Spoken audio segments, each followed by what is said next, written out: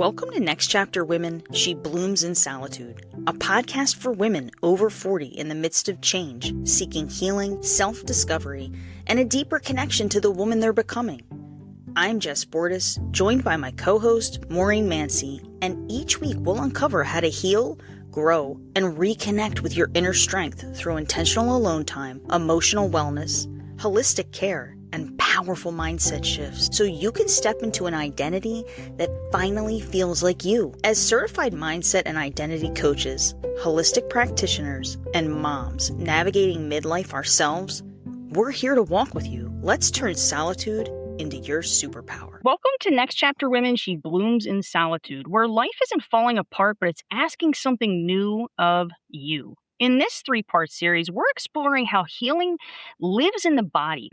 What if your symptoms aren't random? What if they're not just bad luck? And what if your body has been trying to protect you all along? Today, we're here with our friend Courtney Somma talking about chronic illness, plant-based nourishment, and nervous system regulation, not from a clinical lens, but from lived experience. Courtney Somma is a board-certified health and wellness coach, holistic nutritionist, and personal trainer.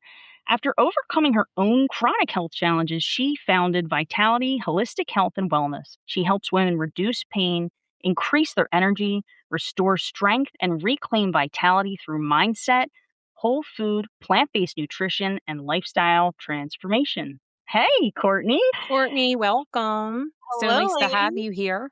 Thank you. I'm super excited for this conversation. When you look back at the version of who you were in the thick of your chronic illness, what stands out most to you? Off the top of my head was the little micro moments throughout the day, not being able to enjoy time with my kids. And I'm 36. My kids are 5 and 10 right now. You know, having chronic pain, not being able, I use this example a lot, but not being able to throw a football to my older son because I'm afraid of having a pain flare, of having daily migraine attacks. And the first thing my husband does when he comes home, he doesn't do it anymore because he doesn't need to, but he would come home and look at my face. We'd make eye contact and he would know what kind of day it was and how I felt.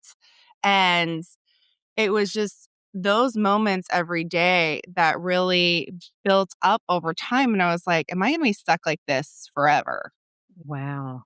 So when did you notice that the symptom flares correlated with your stress? Did you notice that they were related to stress, raising your kids, overfunctioning, or emotional stuff going on? Yeah, for sure. I've always been prone to headaches, but I was diagnosed with migraine after my older son was born. And he's 10 and a half now. So migraine has been a very long journey for me, and I have tried all of the things. When you're trying to get to the bottom of something, you're told that a million different things could be a trigger, and there's really no clear path forward. And obviously, stress is a huge trigger for neurological conditions like migraine. But what people don't realize is there's so much more that we can do that is within our control to help reduce our stress, both mentally and nutritionally, and to increase our energy and take that load off our body so our symptoms resolve. And a lot of us don't realize that because we're not given that information, and we end up feeling helpless to our condition. We really feel like there's no path forward, or that medication is our only option. And medication can be supportive, but so many women are told to play Russian roulette with medication. And finally, I said, this isn't working. I'm having side effects. I never wanted this to be on medication long term. I'm done. And not everybody's in that position to just call it quits on their meds. And I'm absolutely not advocating for that. You have to talk to your doctor. Sure. This is a very personal decision. But I've seen women that are on 3 to 6 medications for migraine and it's still not working. I listened to you on another podcast, and what sticks out in my head is you describing this moment in your kitchen where you were trying to push through, and your Yeah. husband comes home. And I don't remember if you said you kind of like not collapse, but like you started crying? There are a few days like that. I mean, I spend a lot of time in the kitchen. We've got a family of 4. My boys eat a lot and they never want to eat a full meal. So they'll constantly come back, make me a snack. There have been many times where I've been making dinner and I just sat down on the kitchen floor and started crying because I'm in pain, but I have to push, Ugh. like, I have to feed my family. Right. Yeah. So, So Right. you're on these meds, and at what point did you just say like this isn't working for me? And were you being told, or did you get the sense that you were being told, or it was communicated to you by medical professionals? Here, take this and kind of just live with it. well, I've actually been told just to live with it by a doctor. Um, But that's another story. I had to go to the emergency department one day due to pain, and I didn't think that there was much for them to do. I knew it was muscular, but it was stress, and I also wasn't nourishing my body properly at that point in time either, so that plays a role. But I was literally told, "Maybe you just need to learn to live with it," and my husband was furious. As far as medications go, for a long time, I've had over upwards of 50 symptoms, and I've been diagnosed with multiple things, but migraine and IBS were like the 2 main things for a very long time. A couple other diagnoses came much later, and everything kind of came together there. And I really developed a sense of like, okay, now I know what this is. Now I can move toward healing, not fixing, but healing and recovering and rebuilding. I was for a while managing with acute medications like Aleve, Excedrin, so on and so forth. And I had to go on preventative medication. Once I crossed that threshold from episodic migraine to chronic migraine, and you're getting symptoms over 15 days a month, I would have symptoms about 20 to 22 days a month. So quite a bit of my life was spent either managing symptoms or being afraid that I was going to end up in a flare.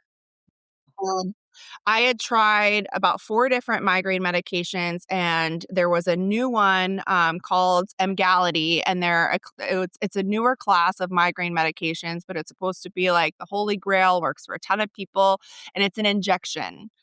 So I was injecting myself in the leg once a month with this shot, and I did that for 6 months and it wasn't working. And I gained like 2 pant sizes around my waist in 3 weeks after starting the medication. And after doing that, I was like, you know what? I'm done. I'm literally injecting myself with this medication. I don't have any idea what's in it. Like, I have to figure something out. So when does, at that point, the plant-based diet come in, that component of making that change in your life? Is this something you were already researching and kind of thinking about as this stuff is going on? Yes, so those 2 timeframes with the injections and the research on plant-based nutrition overlapped. So I did not want to go plant-based. I had my personal training certification, sports nutrition. I grew up eating protein at every meal. The media is very high, protein hype. But when you're trying to heal, that's not always what your body needs. And when we focus too much on one thing, we leave a whole lot of other nutrients out. There was a span of about a year that I researched whole food plant-based nutrition for migraine. And it started with migraine. It started with a peer-reviewed journal article. And I was like, okay, there's science behind this. And also, I've never been told this before. This is interesting, but I need to do more research. And I was very resistant until finally it was around October of a few years ago. And I was like, you know what? Something's got to give. I've tried all these elimination diets, oxalates, histamine, low FODMAP, trying to eliminate one food at a time to see if something's causing a flare. And I was just like, screw it. I'm going all in, and I haven't looked back. Within a few months, migraine was starting to decrease. Within 3 weeks, the dermatitis on my face was gone.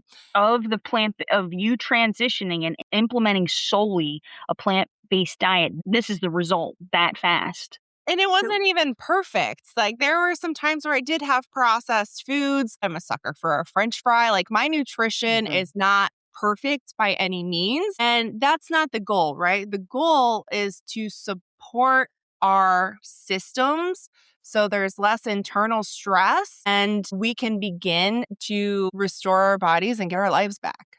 Right. No, so Courtney, everything in moderation too, because I feel like you have to have a little bit of everything in your diet, especially if you feel like you're having cravings for something. Your body's calling for it. With your plant-based diet, what was the main plant foods that you Mhm. started to see were helping you through your inflammations and your problems and your migraines? Yeah, for sure. And to be honest with you, when I started, I didn't know. I wasn't, setting out to have certain things. I was still kind of afraid of histamine, which is a huge migraine flare. It triggers the nervous system, and there's multiple mechanisms in which it does this. And a lot of plant foods have high histamine. It was one of those things where the first thing I needed to do was just to stop being afraid of food, because between my gut and my head, I was nervous to eat just about anything. I will say, if you are someone that is completely healthy, moderation can work for you. But if you are trying to heal,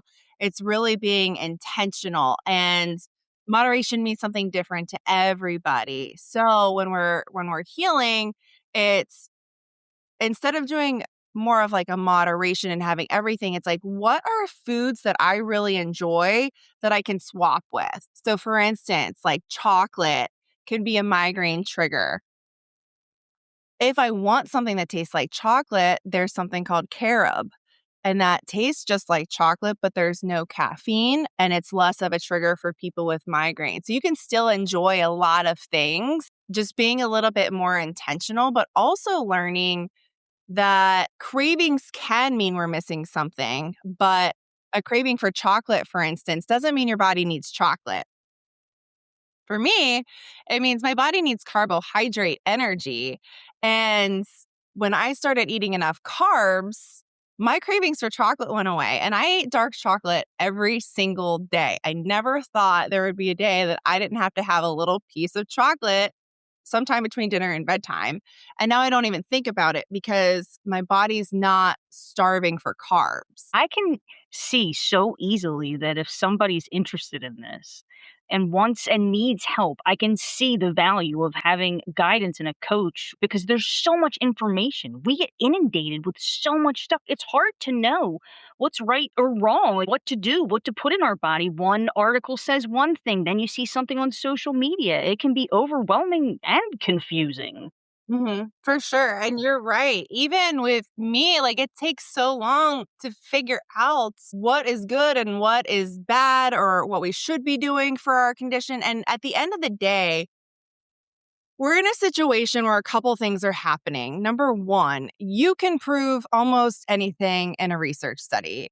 You can prove on one hand that plant-based eating is the best, and on the other hand, it's going to destroy your health. You can do the same thing with keto, paleo, carnivore. You can prove anything you want depending on how you control the variables.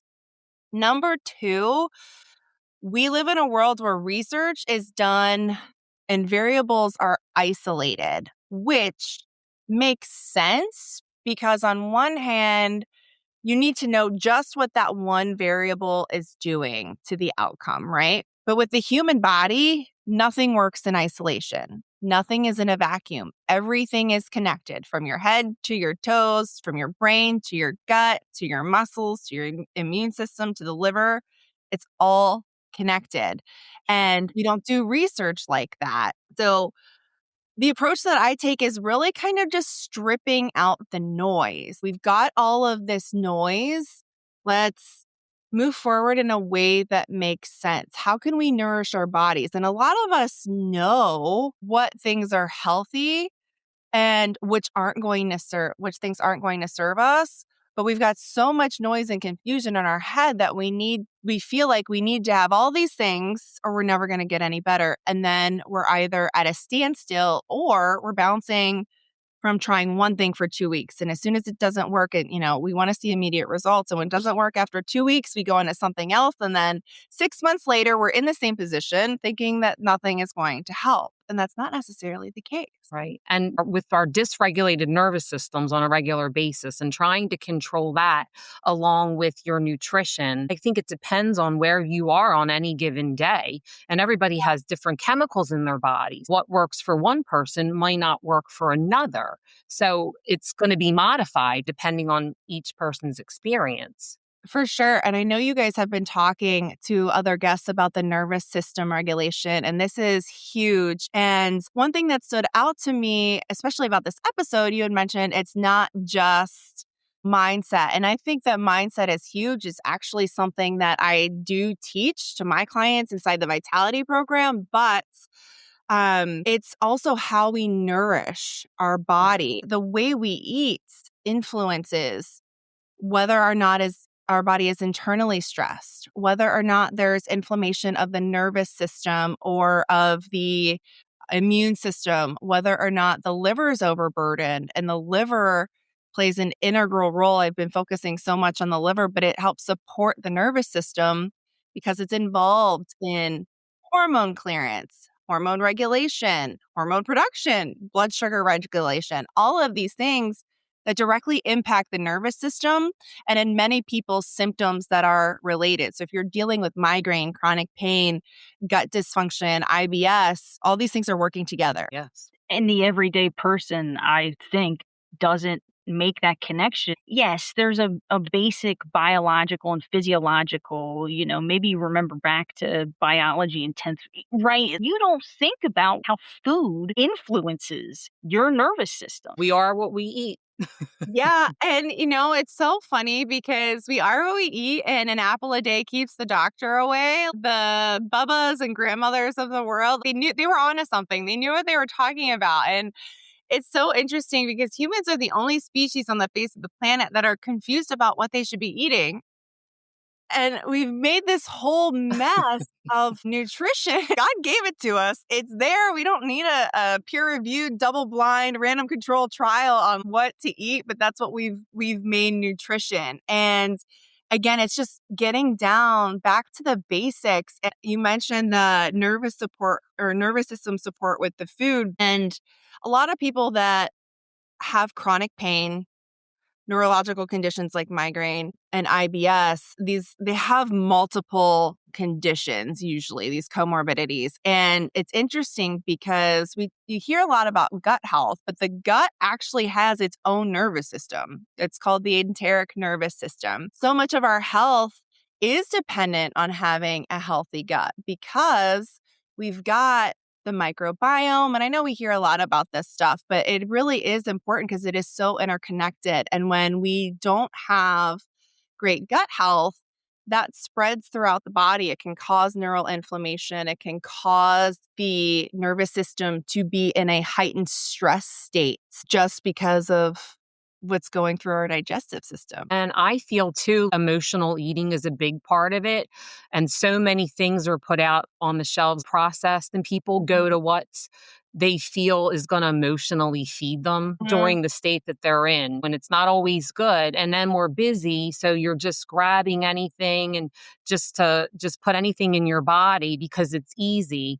And we're not thinking about it regularly until you have issue in your health. You're like, well, I have to rethink about what I'm doing here because the medication's not working. So let's start going inside to see what I can do to nourish my body more. Yeah.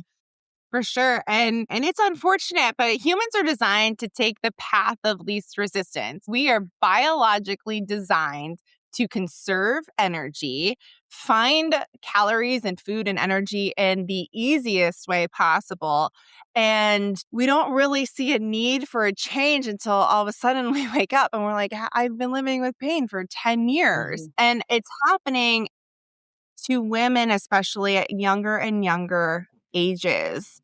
There was a study put out a few years ago, too. Children born in 2019 are estimated to spend at least 50% of their lives on at least one prescription medication. So, chronic pain and fatigue, these are not just problems that the elderly have anymore. My pain started over a decade ago. We've got kids that have things like migraine and other neurological conditions that they're dealing with. So everything's shifting and we're living in pain for longer. You did mention the comfort foods and the foods that are put out that are ultra processed. Back to the path of least resistance. Those foods spike dopamine and serotonin, and food manufacturers know that. So it's not necessarily someone's fault. It's by design, but you do have some control. Maybe it's taking a little bit more intention before you go shopping, sticking to that list instead of straying. Because usually when we're stray, we're like, oh, that sounds yummy. I'm going to pop that in my cart. I don't like the word control because it's got a negative connotation, but we can have better outcomes with just a little bit more intention. Also, there's some rewiring of your neural pathways. Anything you want to quit, whether it's, quit drinking, quit whatever, there's got to be some practice, and that will, if you're staying with it, rewire those neural pathways so that eventually those cravings and all that stuff stops. How did it make you feel after you started to change your diet and nourish yourself in a different way? So that's a great question. And the body works at its own pace, right? My main concerns were IBS and migraine, and I did have a lot of joint pain as well. Migraine was the daily thing, and IBS was as well. Like I would eat and then be super bloated, super uncomfortable. There was a point in time where I had bowel movements once every 2 weeks. That's horrible. Super uncomfortable. Then when you add in the whole food nourishment, your body is getting a lot more vitamins, minerals, antioxidants. These calm inflammation. They soothe the nervous system. I felt more confident because my skin was clearing up, and that cleared up fast. It was the first thing that I really noticed, and I was like, oh, damn, good. Awesome. After that, the next thing to clear up was the IBS, and I'm very regular now. We've got 3-4 bowel movements a day. It's happy. There's not really bloating. Everything's good. Like my digestive health went from being non-existent to thriving. So I'm a lot more comfortable. You don't feel weighed down. You don't dread putting on a pair of jeans because you're so bloated and your jeans don't fit, and you certainly can't sit down in them or you're going to be freaking miserable. And then things start falling into place with the joint pain that starts fading, and then migraine becomes fewer and attacks become fewer and farther between, and symptoms are less severe. Or instead of needing to take a sumatriptan and literally going from counting my medication each month and knowing that I'm taking the max, which is about 12, to if I feel a little twinge or pressure coming on, like I can pop a couple ginger capsules to lower that inflammation and move on with my day. And it's just life-changing. So you're off medications now? Yeah. Completely? Yes. I will say a couple times a month, I will take 2 Aleve, which would never hold a candle to a migraine attack previously. I only take them if it starts early in the day and I have something to do. And that's when I will take it. But I try to stay away from that stuff. I usually do try to take a couple ginger first. But when you're nourishing your body properly, it's getting the nutrients that it needs. And so many of us, we focus on protein, carbs, and fat. These are the macronutrients, and these are like the gasoline to your car, right? They're the gas. We have all of these other nutrients. We've got fiber, vitamins, minerals, which the minerals are like the body's spark plugs. We need them. Even hydration, all of these things and the micronutrients, these are like the oil to your car. You could put all the gas in it you want, but if you don't have the right oil or change it regularly and make sure the oil's good and clean, your car is going to break down eventually. Maybe not today, maybe not tomorrow, but it's going to break down. If you look back at that woman you were before that you described to us earlier in the show, who's pushing through, what would you say to her? First and foremost, there is a way out, because your number one thought when you're in the thick of it is, this is going to be my life for the rest of my life. And how much worse is it going to get? And a lot of women haven't even been introduced to holistic nutrition or anything outside of the conventional space. There is a path out of it. And some people, it will take longer. So some women get frustrated that, well, I see someone over here doing X, Y, and Z, and she's feeling better. How come I'm not? Stay with it, and you will find that path forward, and the body will heal. It heals in its own time, but it doesn't want to be in pain. It's literally designed to survive. So pain, symptoms, these are all signals that we've got something going on internally, and it just needs some TLC, a little bit of love, a little bit of intention, and it can make it through it. Then this is a perfect place to ask you, what's one sign that somebody's body could be asking for a different approach? So everybody is a little bit different. This is kind of where genetics comes in. There's a whole field on epigenetics, and we often are told that, oh, your condition's genetic. It is what it is. You don't have control. But what epigenetics has shown is that only 5 to 10% of all chronic conditions, cancers, autoimmune disease, things like migraine, all these things, only 5 to 10% are solely based on genetics, which means the rest is influenced by our nutrition and our lifestyle. That can do one of two things. It can make you feel really great and empowered, or it can make you feel like you've done something wrong. And this is not to make you feel like you've done something wrong. It's to empower you because you have the power to move forward and make these changes. Symptom expression is influenced by our genetics. So if the body needs support, things that kind of go haywire, if you will, can be influenced by our genetics. So for me, it was migraine, a strong pain signal. For someone else, it might be a skin condition. For someone else, it could be joint pain or gut dysfunction. But any kind of negative symptom, especially one that's chronic, is your body's way of sending out that, SOS flare and saying, I need a little help in here. Can you send a life vest? And it's all about quality of life, right? And we have one life to live and we want to live it feeling good. Mhm. So if a woman feels overwhelmed by diagnosis, where would she begin? Where would you tell her to begin on her healing journey? I think the food is the easiest place to start. For me, I tried all of the things. I've tried going out of state for injections, the medications, the naturopaths, the supplements, and that really never got to what was going on internally to fix the problem. It's all kind of a Band-Aid on a gunshot wound, if you will. Even though it can feel daunting and confusing, starting with the food is going to help you make the most progress in the quickest fashion. I don't recommend overhauling everything overnight.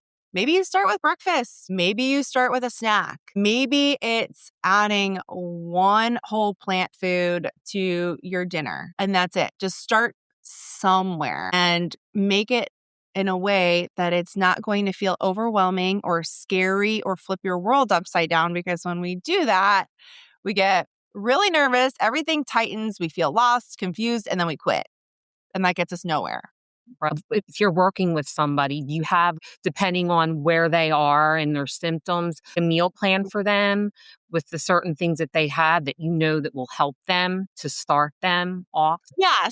And it depends on the individual circumstance, but I really do focus on women that have things like migraine, chronic pain, gut dysfunction, and fatigue, because those are all things that I've got lived experience with. And that's very important to me.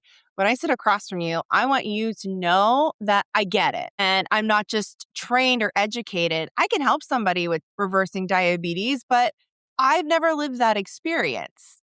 So I want to help you with things that I can really resonate with you on. And depending on what you have going on, both physically and in your life, we might start on one step instead of another. You know what I mean? So for someone that's got a lot of overwhelm around food, we might just start with hydration. For someone that really wants to dive into it, we might make a few changes. Some people we need to add before we remove anything, and then we slowly swap and replace. So it's really going to be specific based on not only your symptoms, but your level of readiness and your lifestyle, because everything has to click together if progress is going to be made. Absolutely. And if you can coach somebody through this, you can read up on anything and try to do it yourself. But I always say when you have somebody on your side, helping guide you through this, you're not alone. No man's an island. And that continued support from somebody is going to help you get to a great result. And you relate to these women too. You've been through it. And that to me, when you've experienced these things that these women are going through that have these, that means more than anything, just having that related support. Absolutely, because like we said before, there's so much noise out there. And I've even hired my own coach because we have questions, we need guidance. And that doesn't mean that your coach is going to be 100% right 100% of the time. But what it means is you've got someone to fall back on and can give you the support to work through it and give you structure that can help you become more confident, because sometimes we can look at something, we can read it and A, not implement it, or B, implement it and feel like we're flailing. And that's not fun either. So really having someone in your corner that knows what you've been through and knows how to support you and how to move you forward is invaluable. I honestly also feel like it's going to help people to obtain quicker results because it's going to keep you on track and hold you accountable and all that great stuff that we say about coaches. Think of all the times as a person that you realized something needed to change and you started and stopped, started and stopped. With a coach, it's going to get you in the direction you need to be and you're going to see those results. Absolutely. And we're social creatures, right? And having someone in your corner that gets it and can support you, it may just be exactly what you need to move forward. Because oftentimes, even if it's not health related, it could be relationships, it could be work. When we're faced with a challenge or something we need to overcome, so it can feel isolating.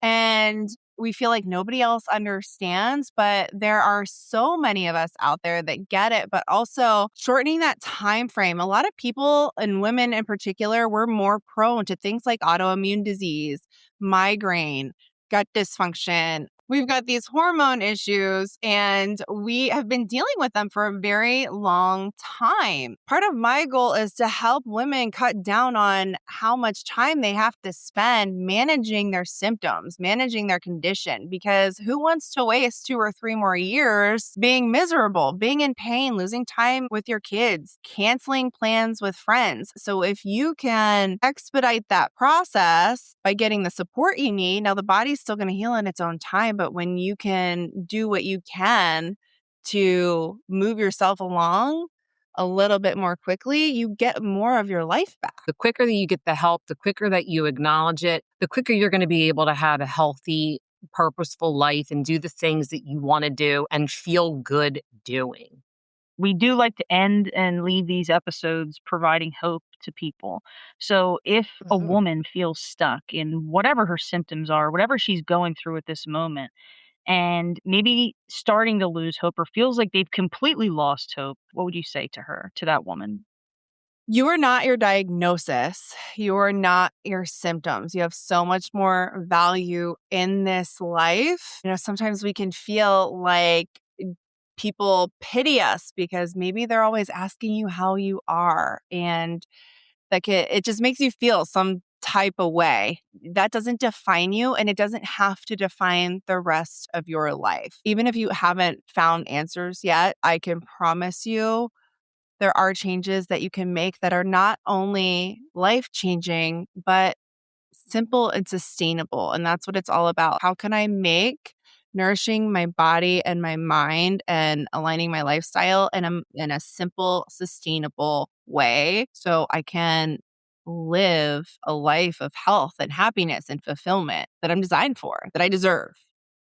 Yeah, and well said. Tell us about some of your current offers that are available now to empower women to transform holistically. Yeah, absolutely. So I am running a challenge that's in March. I do run a one-on-one group hybrid, the Vitality 6-month comprehensive health and healing program. And this is a container that's only for women that are struggling with some of the things that we talked about during this episode. And you really get that one-on-one support you need, but also that group community. And we walk through and we talk not only about mindset and stress, but also nutrition and lifestyle, because all of these things work together to shape our health And we do this together. It can feel isolating and like you're alone when you're working through these problems. But when you have a community that supports you and is also going through some of the same pain or struggles or challenges, but also wins, making progress, it really helps us to stay grounded and focused on not where we were, but where we're going. I feel like this conversation and this talk today and all the work that you do is really going to help people. And it's conversations like this that remind us that healing isn't about fixing ourselves. It's about listening to what our bodies is telling us. If this conversation resonated with you guys, we invite you to download our free identity reset guide, because when the body begins to feel safe, the next chapter of your life becomes possible. You can find a link in the show notes below. Courtney, thanks for sharing everything, today, all of your wisdom. And I'd like for people to know where they can find you. Yeah, absolutely. So I'm on all the major social platforms at Vitality Holistic HW. My personal Facebook profile is at Courtney Somma. If any of this resonated with you, or you're really kind of wondering how you can make those next steps nutritionally, I actually have a free guide that you can download. It's my Liver Love Guide. And there's also a recipe book of about 40 recipes for you that are simple, nourishing, and a lot of the things that I work with my clients on nutritionally is focused on liver support, because this directly impacts our nervous system as well. It impacts our nervous system, our immune system, our guts, our digestion. So this is kind of the cornerstone. So if you're thinking, I don't really know where to start or what can support my nervous system, this is a great place for you to start. And you can download that for free at vitalityholistichw.com/liverlove. Awesome. That sounds like a great way for people to get started, especially with the 40 recipes. I'm going to definitely have to check that out. So until next time, remember that healing begins when we start listening to ourselves. Thanks for listening to Next Chapter Women, She Blooms in Solitude. We'd love to hear from you, so come say hi on Facebook and share your biggest takeaway from today's episode. And if you're ready to rediscover who you are in this new season, you can learn more about how we can help or book a free empowerment call through the link in the show notes. And don't forget to hit subscribe so you never miss what's next.